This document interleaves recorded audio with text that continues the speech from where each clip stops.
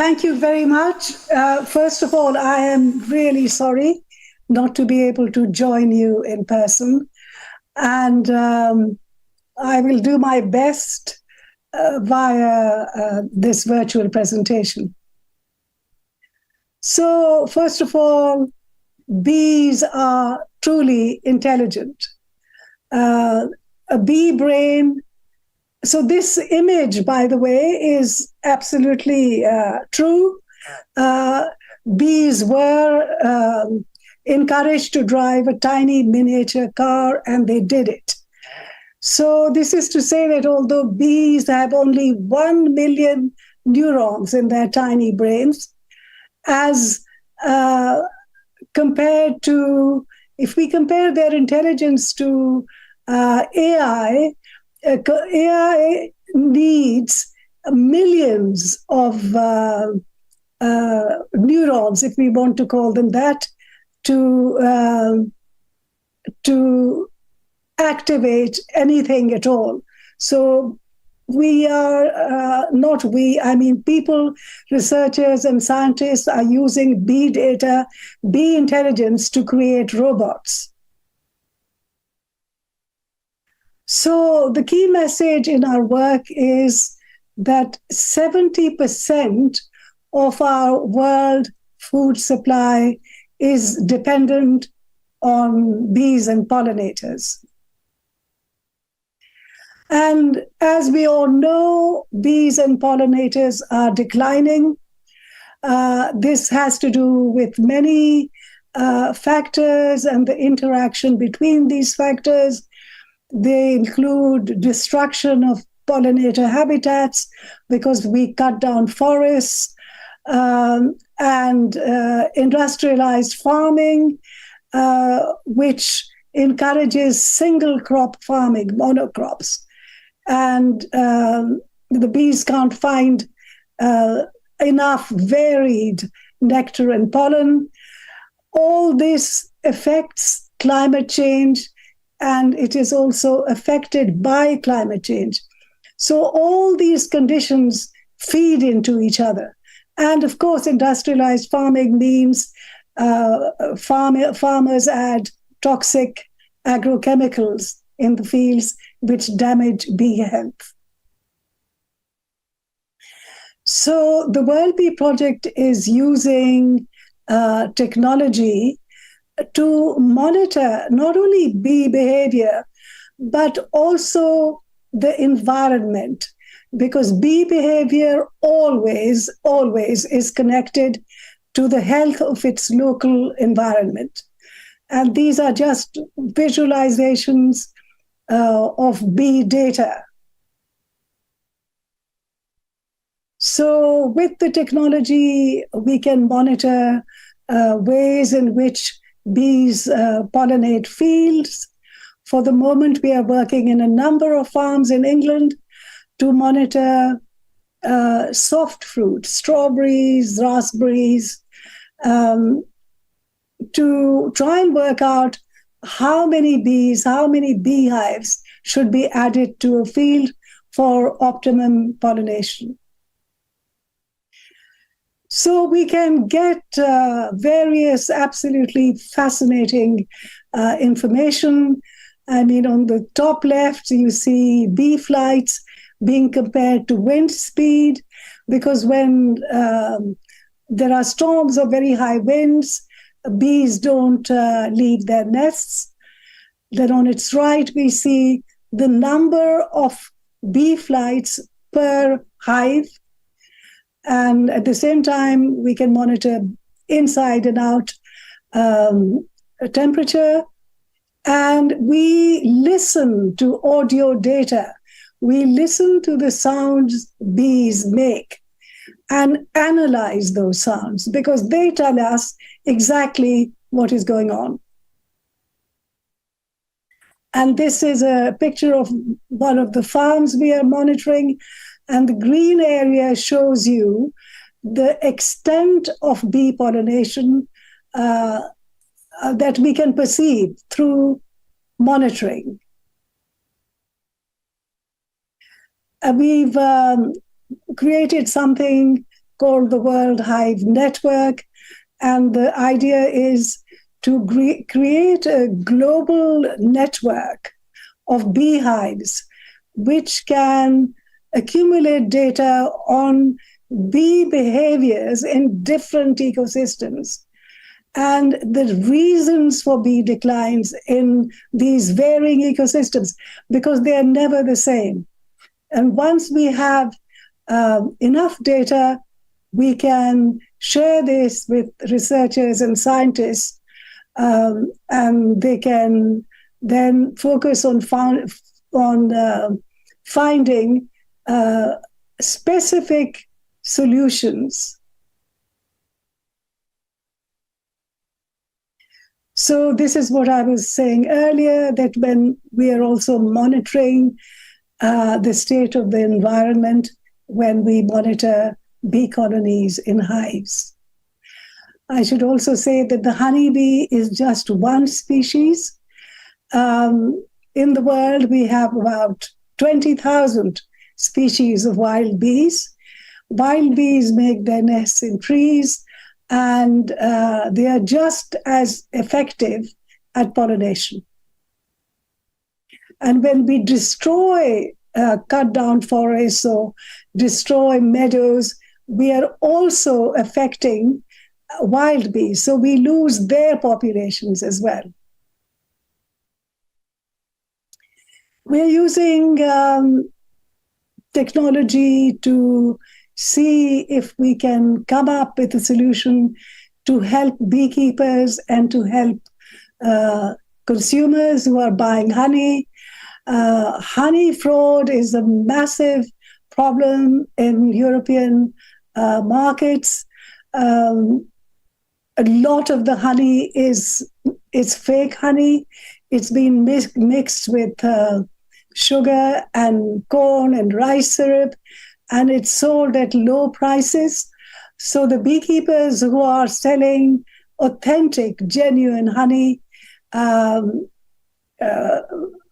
a loss in incomes, because their honey has to be a bit more expensive because it is genuine.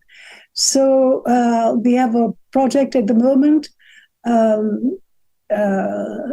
which we received a grant from the Europe Horizon program, and we are working on this in France. We can also use technology to monitor hornets. I'm sure you've heard of the Asian hornet, which is an invasive pest. It's much larger than honeybees, and it is all over Europe. We have a lot of these in the UK at the moment. This is terrible news for the bees, because they linger, they hang around the entrance to beehives, and they capture and kill honeybees, which they take away to feed to the young in their nests. They make their nests on the tops of trees, so they're quite difficult to detect. So this is one of the problems we are hoping to solve via technology. So lastly, we have to combine. Technology is very interesting, but by itself, it can't do much. We always combine technology with people and with nature. So this is a sustainable social program we are running in India on the edges of a remote forest. And in the last year and a half, we have added 400 beehives.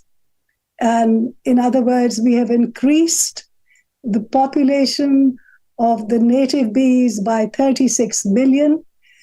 There are 80 women from the local areas engaged in this project. And in addition to creating livelihoods for women, beekeeping livelihoods, we are also planting trees. So we've set up a nursery where we grow plants, and we give them to these ladies to plant in their villages. So that's a very quick summary of the work we are doing. So the question for all of us today is, how do we fix the future?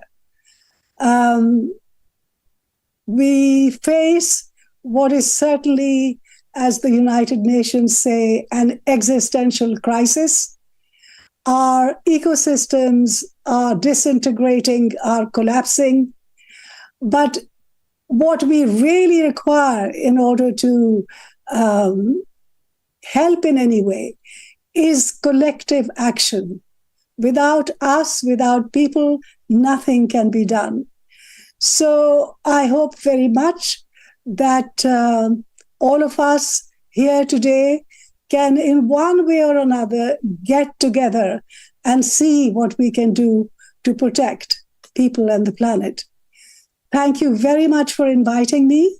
And it is a great honor to be connecting with you today.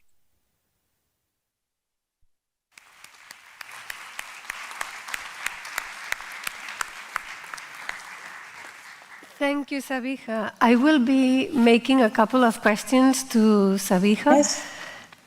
Before we continue with the rest of the speakers.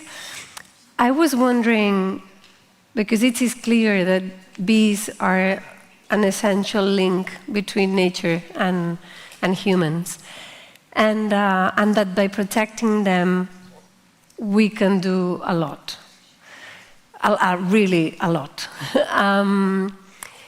How is technology taking part in this project, and how do you engage technology in communities like the communities that you've shown today?